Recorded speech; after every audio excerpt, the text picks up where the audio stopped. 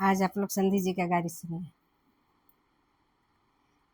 60 रुपये परवल बिकता, 20 रुपये भिंडी जी। 60 रुपये परवल बिकता, 20 रुपये भिंडी जी।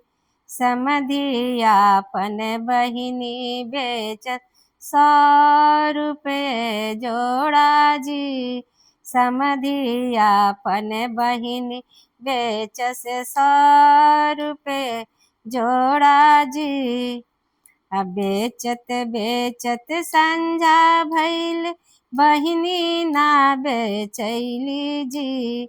बेचत बेचत संझा भइल, बहिनी ना बेचैली जी।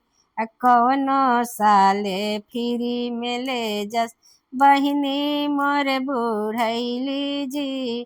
कौनो साले फ्री में ले जस, बहिनी मोर बुढ़ैली जी। 60 रुपये कटहल बिकता, 20 रुपये बोरो जी। 60 रुपये कटहल बिकता, 20 रुपये बोरो जी। समधियापन बहिनी बेचस, 100 रुपये जोड़ा जी। समधियापन बहिनी बेचस, 100 रुपये जोड़ा जी। अब बेचत बेचत संझा भइल, बहिनी ना बेचैली जी। बेचत बेचत संझा भइल, बहिनी ना बेचैली जी। कौनो साले फ्री में ले जा, बहिनी मोर बुढ़ैली जी।